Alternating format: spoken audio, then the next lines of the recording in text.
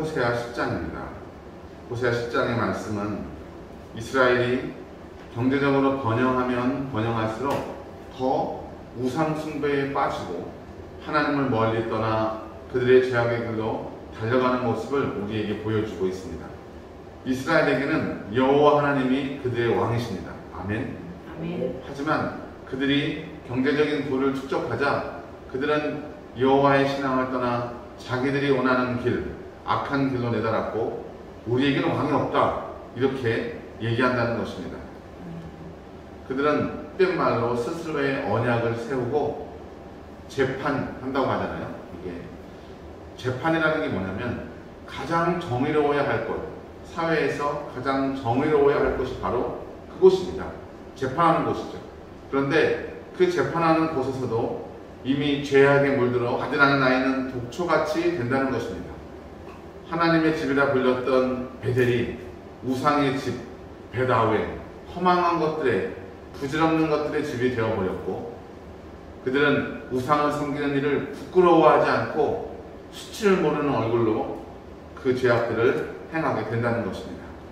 9절에 보면 내가 기브아 시대로부터 범죄하더니 지금까지 죄를 짓는구나 말씀하시면서 전쟁이 어찌 기브아에서 일어나지 않겠느냐 말씀하시는데 기브아는요 사사시대에 제사장의 첩을 윤관하고 그를 죽이는 죄를 범했고 그 일로 말미암아 베냐민 족속이 나머지 11지파와의 전쟁을 통해서 거의 지파가 없어질 정도로 심각한 동족 간의 비극적인 전쟁을 만들어낸 사건입니다.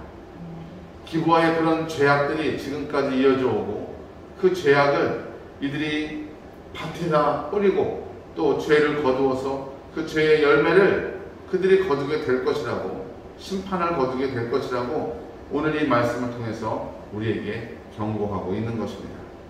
큰 죄악으로 말미암아 심판의 날 큰 산과 작은 산이 그들 위에 무너지게 되고 그들은 그 심판을 견디기가 어렵게 된다는 것이죠.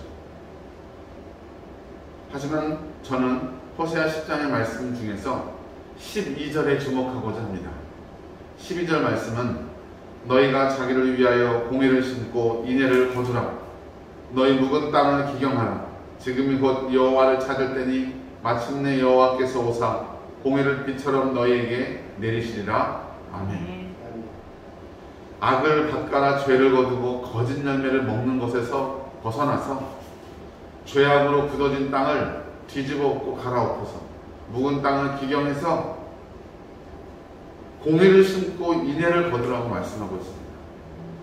10장 거의 전체가 이스라엘의 범죄한 사건들을 거론하며 다루고 있지만 그래도 12절은 여호와께 돌아오고 또 이스라엘 백성 하나님의 자녀의 지위를 회복할 수 있는 방법을 우리에게 보여주는데 그것이 무엇입니까? 죄악으로 말미암아 강팍해져 있는 우리의 마음을 성령의 은혜와 회개의 영으로 뒤집어 엎는 것입니다.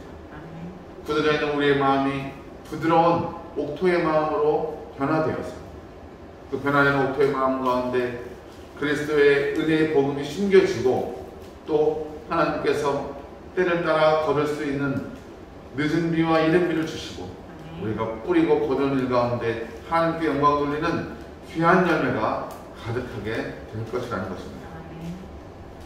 사랑하는 우리 한서중앙교회 성도 여러분, 하루하루 매일매일의 삶이 참 감사하지 않습니까? 우리는 당연하다고 느끼는 이것이 누구에겐가는 아주 절실한 생명의 날이라는 것입니다. 오늘도 또 하루를 살아가게 되지만 감사한 마음, 또 여호와 하나님의 은혜 가운데서 오늘도 신실한 마음으로 죄악과 싸우며 승리하는 우리 사랑하는 귀한 성도님들 되시길 주의 이름으로 축복합니다. 아멘. 기도하겠습니다. 우리가 우리의 마음을 죄악으로부터 지키게 하나님 붙잡아 주시고 또 하나님이 기뻐하시는 그 길, 공의를 뿌리고 인애를 거두는 거룩하고 복된 삶을 우리 가운데 허락하여 주시옵소서.